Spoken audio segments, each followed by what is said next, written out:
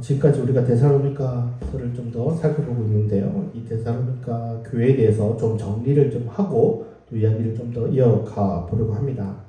이 바울이 데살로니가에 갔던 그 언저리가 한 AD 49년 언저리쯤 되고요.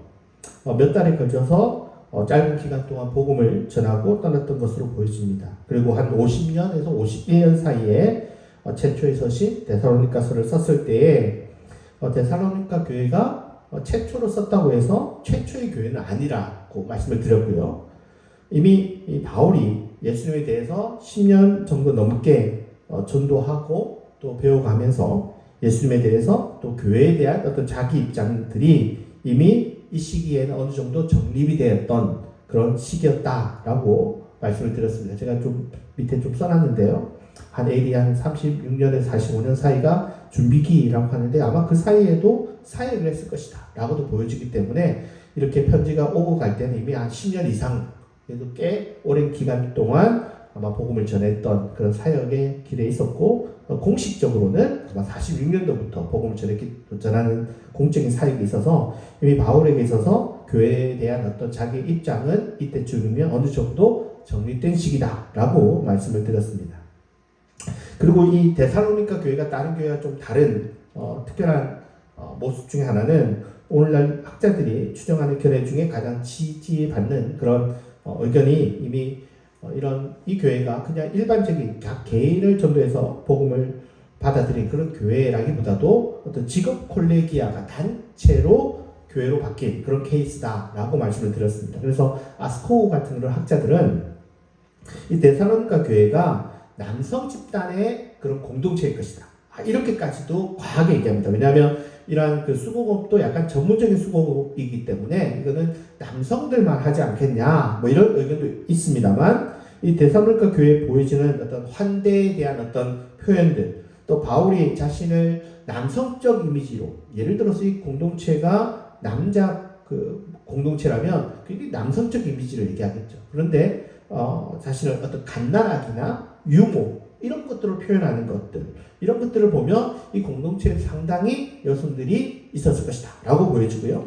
또 고대 작업장이 남성만 이렇게 모여있는 그런 작업장이 거의 없습니다. 남녀 모두가 섞여서 있었던 그런 시대다라고 생각해 보면 데살로니가 교회도 역시 여성들이 상당히 있었을 것만이 아니라 생각보다 더 많이 여성들이 있었을 가능성이 높다. 그래서 아스코우의 의견처럼 남성들만의 공동체다라고 보기는 좀 어렵습니다.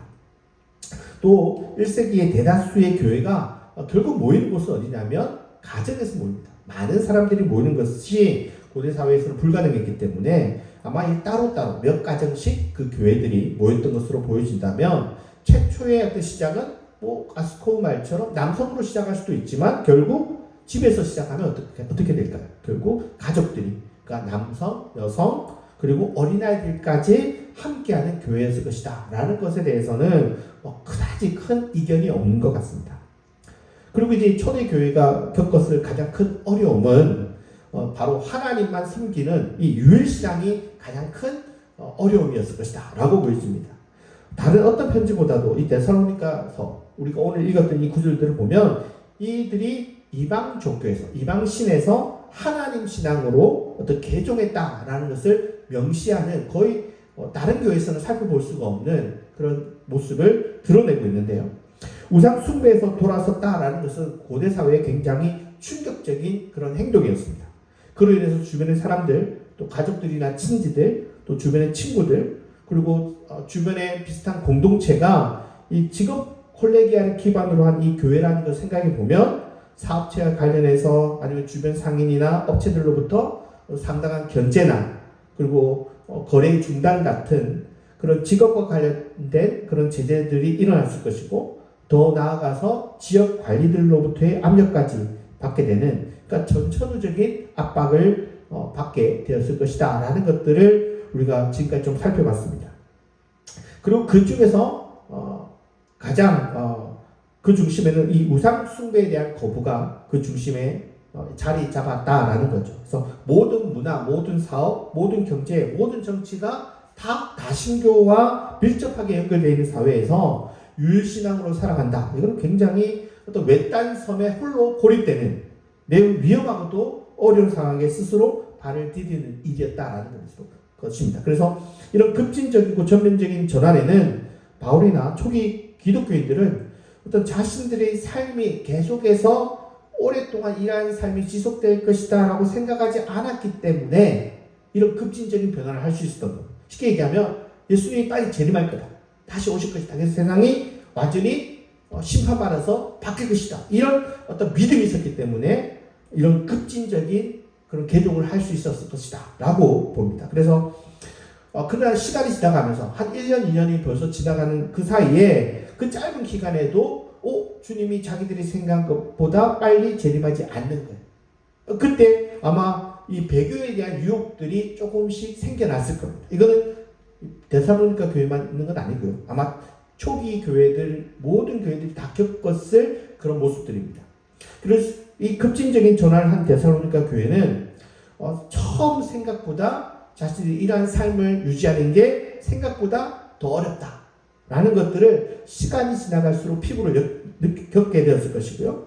그때마다 어떤 배교에 대한 유혹, 다신교 신앙과의 공존하는 어떤 삶, 이런 거에 대한 어떤 상당한 유혹을 느꼈을 것이다 라고 생각이 듭니다. 그때 우리가 이런 생각을 할 수가 있죠. 아마도 남성이 여성보다 이 배교의 유혹이나 이 압박이 더 강하고 상대적으로 여성들은 다신교로 전환하는 것에 대한 압박은 좀 적었을 것이다. 왜냐? 남성들은 사회생활 해야 되잖아요. 남자들은 밖에서 일해야 되잖아요. 그러다 보니까 이런 사회와 연결되는 많은 고리들이 있기 때문에 우상을 섬겨야 되고 숭배하고 또 예전이나 재전이나 이런 데 모두 다 빠질 수는 없잖아요. 가야 되잖아요. 사람들을 만나야 되잖아요. 그러다 보면 이런 먹고 사는 이런 일 때문에라도 이 다신교를 다 거부하기가 어렵게 될 거다. 이런 유혹들이 여성보다는 훨씬 더 많았을 것이다. 상대적으로 여성들은 집에서 아이나 보고 일만 하기 때문에 이런 유혹이 상대적으로 적지 않겠냐. 그러니까 남자들이 힘들었을 것이다 라고 생각할 수가 있습니다. 그래서 가만히 생각해보면 그렇지 않다라는 겁니다. 여러분 1세기에 일하지 않은 여성 생각하기 어렵습니다. 여러분 고대 사회가요. 특히 1세기 사회가 18%가 집이 없던 사회입니다. 그 얘기는 뭐예요? 18%는 밖에서 노숙하는 사회입니다. 20%가. 그리고 80% 이상이 빈곤에 시달리는 시대였다라는 감안한다면 노는 사람은 없습니다. 심지어 어린아이들도 이 직업전선에 투입되는 시대입니다. 여성이라고 집안에서만 살림하고 남편이 벌어오는 것만을 기다리던 그런 시대라고 보기가 어렵습니다. 남성이 이래도요. 집 하나, 자기 집 하나 간수하기가 어려운 그런 사회입니다. 여러분 1세기에 남성들이 벌어들이는 그 액수를 보면요. 자기 혼자 먹고 살기 어렵습니다. 그리고 문제는 실업률이 너무 높습니다. 엄청나게 높습니다. 그러니까 오늘날처럼 한번 어디 직업을 가지면 뭐 10년, 20년 그렇게 가는 사회가 아닙니다. 아무리 좋은 직업도 아무리 좋은 직업을 가진 그런 경우도 언제나 그 직업을 잃어버릴 수가 있는데 일반인들은 안정적으로 그 직업을 유지하기도 힘든 그런 시대라는 것을 감안한다면 남편의 실업, 특히 가장의 실업이 길어질 경우는 가족들의 생존 자체가 불가능하기 때문에 어떻게 해야 돼요? 여성들도 당연히 적은 급여라도 받아가면서 직업전선에 투여되던 그런 시대라고 생각한다면 모든 남성과 여성은 똑같이 사회생활을 하는 사람입니다. 그렇다면 이런 신앙생활에서 우상 숭배와 끊임없이 마주하게 되는 사회다라는 겁니다. 우리가 현대사회가 아닌 근대사회, 이전의 사회에 대해서도요. 우리가 생각하면 마치 우리는 어떤 생각을 하냐면 70년대 그런 시대 정도로 기준으로 생각하는 경우들이 많습니다. 그래서 남성들만 일하고 여성들은 일자리가 없었잖아요. 우리 보면 여성들은 일자리가 없기 때문에 여성들은 집에서 그냥 가정일만 돌보던 그런 생각만 하는데 그렇지 않습니다. 생존의 위기를 매일 겪던 그 1세기에는 그 가정주부라는 것은 거의 기부인이나 가능한 것이고 대다수의 여성들도 직업전선에 투여돼서 일하던 시대라는 것을 놓쳐서는 안 됩니다. 그렇다면 이 우상숭배에 대한 유혹이나 율신신앙으로의 전환에서 다시금 그 신앙을 버리고 돌이키고 싶은 그런 마음은요. 남성이나 여성이나 어느 한쪽에만 있는 것이 아니라 다 같이 어려운 일이었다라는 거죠. 우리는 남성이 아무래도 사회생활을 많이 하니까 남성이 어려울 것이라고 생각하는데 그렇지 않습니다. 생각보다 여성이 더 어려운 일에 처할 수 있다라고 학자들이 보기 시작하더라고요. 그러니까 배교나 변절의 유혹이 남성보다 누구에게 더 크냐? 여성에게 더 크다는 겁니다. 그래서 오늘 사실은 이 데살로니가서는 여성에 대해서 그렇게 다뤄지지 않지만 여성들이 데살로니가 교회에 있었을 때 오히려 배교나 변절이나 미련이나 동료나 압박 등을 더 받기 어려웠을 것이다 라는 학자들의 견해를 가지고 좀 더 살펴보려고 합니다. 앞서 가정에 대한 부양의 문제는 남성만의 문제가 아니라 여성에게도 함께 주어졌던 과제였다라는 점에서 남녀 모두가 실업에서 오는 위기, 이 두려움은 남녀 모두가 함께 겪는 공통의 문제였고 또 그렇기 때문에 우상 숭배의 전환이나 동료도 똑같이 느끼는 동요였을 것이다 라고 생각할 수 있습니다. 보통 당대의 사람들이요 하루에 운이 좋으면 하루에 2끼를 먹듯이 됩니다. 운이 좋아야 2끼를 먹습니다. 그리고 80% 90% 가까이가 생계 유지선에 있었던 시대였다라고 생각한다면 생존이 굉장히 힘들었던 시대였다라는 거죠. 그런데 그것이 남녀에게만 있는 공통점이라고 한다면 여성들은 여기에 하나 더 플러스 되는 것이 있습니다. 그게 뭐냐면 출산과 관련해서 남성보다 더 플러스 되는 어려움이 있다라는 거죠. 남성의 수명을요 보통 40세, 여성의 수명을 30세 정도로 보고요. 더 낮은 치수로 얘기하는 학자들도 있지만 결국 뭐냐면 여성이 남성보다 수명이 짧더라라는 것에 대해서 대다수가 동의합니다. 그 이유는 여성이 보통 12에서 14세 요 나이 때 결혼을 하고요. 그리고 그때부터 계속 가능하면 그 자녀를 낳게 되겠죠. 그때 산모의 10%에서 20% 가까이가 출산과 관련해서 합병증으로 사망했습니다. 그래서 1세기에 그 여성을 중심으로 한 그런 사회사를 쓴 그 소설을 제가 보니까요. 주인공이 자기가 지금 만난 남편의 3번째 부인이다. 이렇게 얘기를 합니다. 그러면서 첫 번째 아내는 출산 중에 사망했고 두 번째 아내는 열병에 죽었고 자기가 3번째 결혼하는 결혼 당사자인데 지금 남편은 53살이다. 그래서 자기는 몇 살 차이가 나요? 거의 30살 이상 차이 나는 그런 결혼을 40살까지도 볼 수 있죠. 그러니까 그렇게 많은 나이 차이가 나는 결혼을 그림으로 그리면서 이야기를 풀어가는 그런 소설이 있습니다. 그렇게 이제 남편이 살아가는 동안 아내가 3번 정도 바뀔 정도로 여성의 생존율이 낮았다는 거죠. 거기서 가장 그 중심에는 출산이 자리 잡고 있는 겁니다. 거기다가 태어난 아기도 무사하게 잘 자라는 게 아니라 고대 아이들의 거의 3분의 1은요 1세 이전에 죽습니다. 1세 이전에 죽습니다. 그리고 아이의 절반만이 5세까지 살아났고 그때부터는 이제 쭉 5살만 좀 그래도 견디면 어느 정도 좀 자라나는데 그것도 정말 자연스럽게 다 자라나는 건 아닙니다. 그래서 이 출산과 양육의 문제는 물론 남녀 모두의 문제였지만 그 중에서도 여성이 남성에 비해서 더 큰 과제를 갖고 있는 거죠. 왜요? 출산해야 되니까. 그래서 당장 출산으로 인한 생존이 여성에게 달린 가장 큰 문제점이자 그들에게 과제라고 생각한다면 이 출산과 양육에 있어서 남성에 비해서 여성들이 훨씬 더 많은 스트레스와 부담을 느꼈을 것이다 라고 생각할 수 있습니다.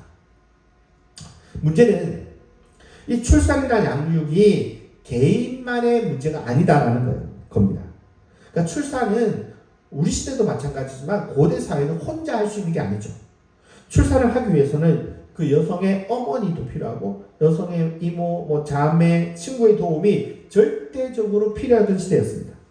특히 조산사가 이 기독교 여성의 분만을 돕는다면 그래도 그나마 낫겠지만 당대의 조산사들이 오늘날처럼 위생에 대한 이해나 출산에 대한 의학적 지식을 하는 그런 분만과는 분명히 차이가 있겠죠. 오늘날에는 병원의 의사나 간호사가 산모한테 당신 종교가 무엇입니까? 당신의 신앙이 뭡니까? 이런 거 묻는 의사가 있나요? 없나요? 100에 하나 있을 수 있겠지만 없을 겁니다. 왜? 출산과 이 조산사들과는 관련이 전혀 없는 거예요. 오늘날에는.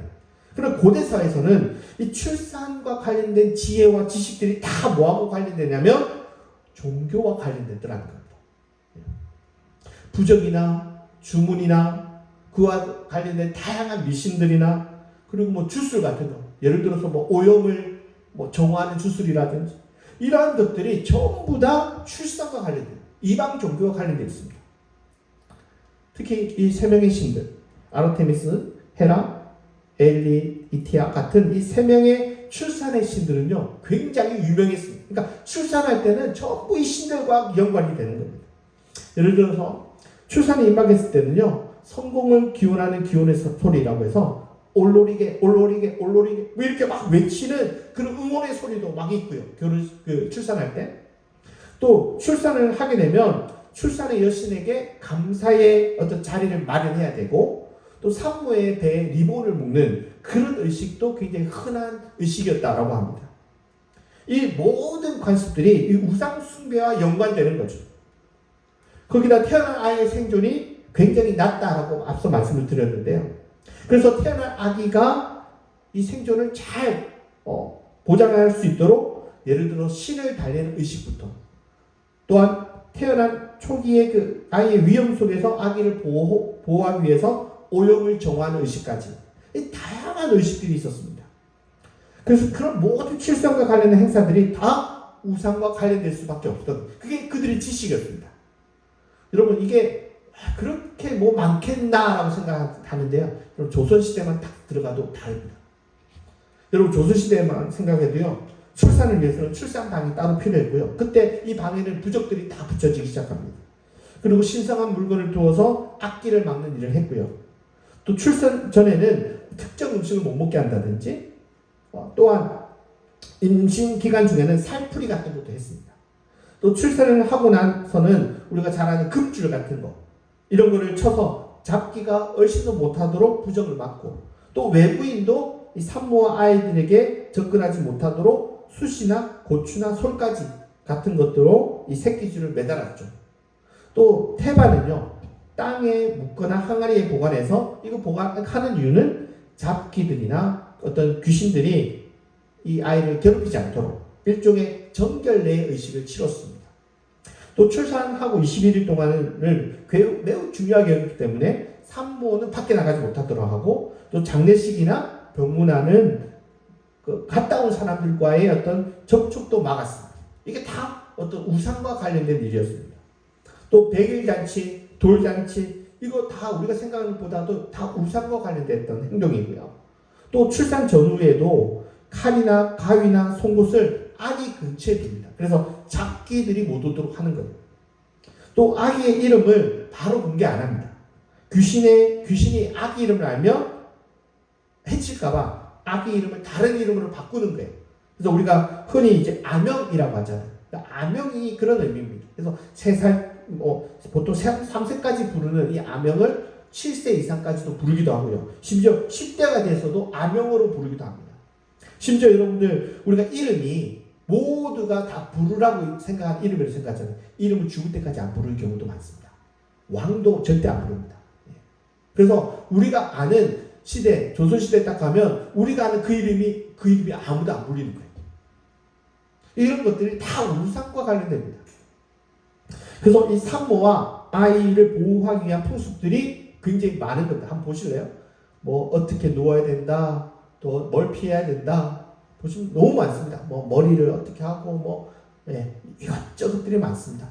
뭐 문턱도 부뚜막도 뭐 이런 것들도 다 피해야 되고 이런 어떤 다양한 것들이 있습니다. 우리는 이런 것들이 그냥 풍습이 있겠니 하고 넘어갈 문제가 아니라 다 뭐하고 관련되어 있다고요? 다 우상하고 관련되어 있습니다. 여러분.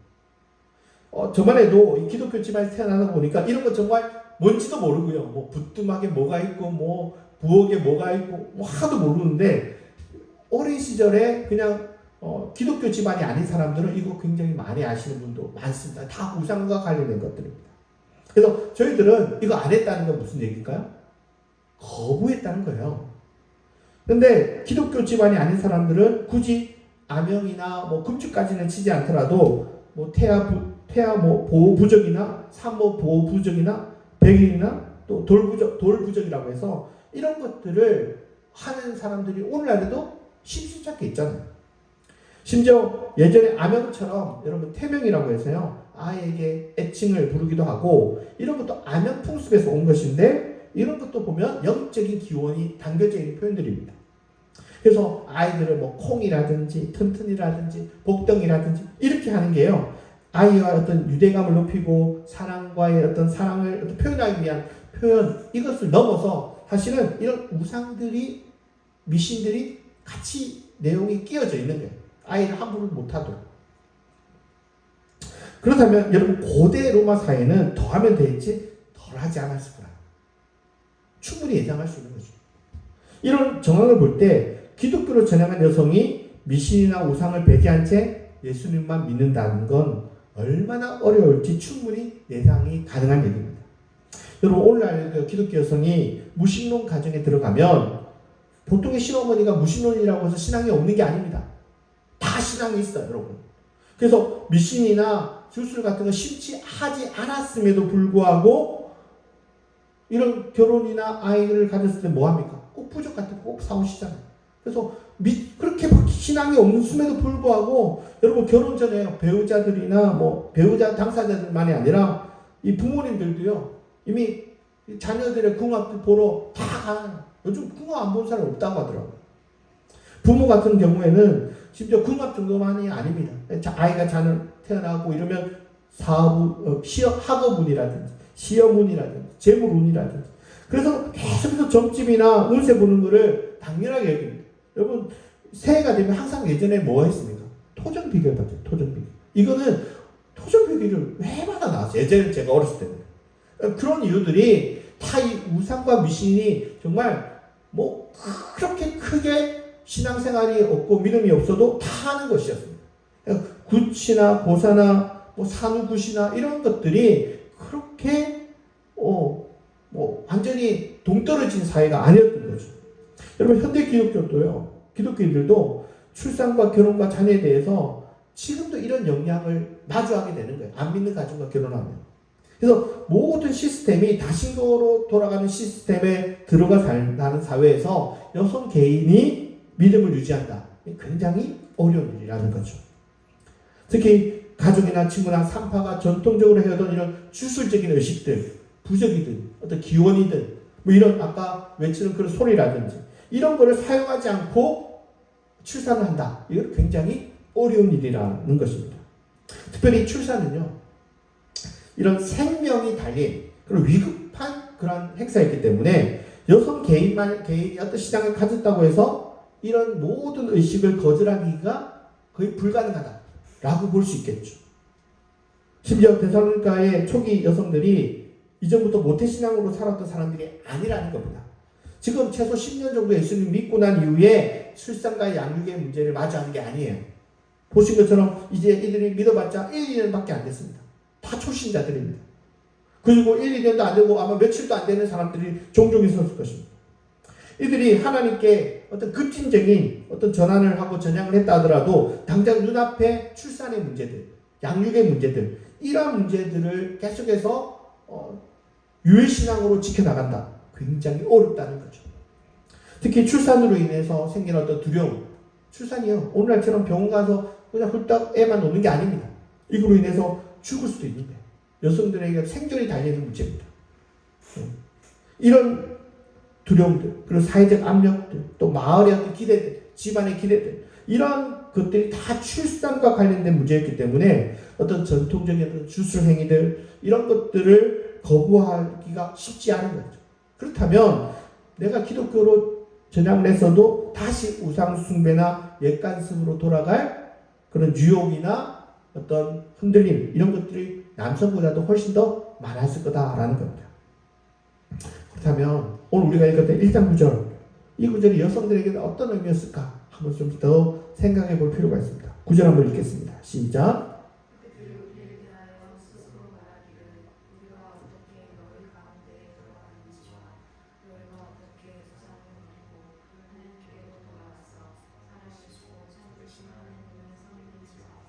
기본적으로 이 첫 번째 표현은 칭찬의 말이었을 겁니다. 최초의 반응으로 어떤 급진적인 개종이자 전환이자 심지어 우상 숭배를 확연하게 끊어내는 모습에 대해서 초기 어떤 다른 교회들보다도 더 적극적인 그런 우상숭배 거부에 대해서 칭찬하는 말이었을 겁니다. 근데 두 번째는 시간이 지났어요. 벌써 한 1년, 2년 지났습니다. 벌써 그 짧은 기간에도 아마 유혹되고 미혹되던 우상숭배로의 동료들이 아마 있었을 것이다 라고 바울의 귀에도 들려왔을 것 같고요.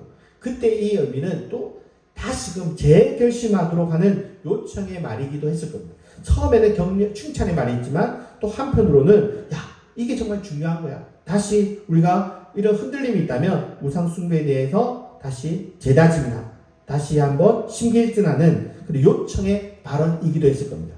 세 번째는 정말 우상을 버리고 하나님만 따르는 그런 사람들은 칭찬의 말이기도 하고요.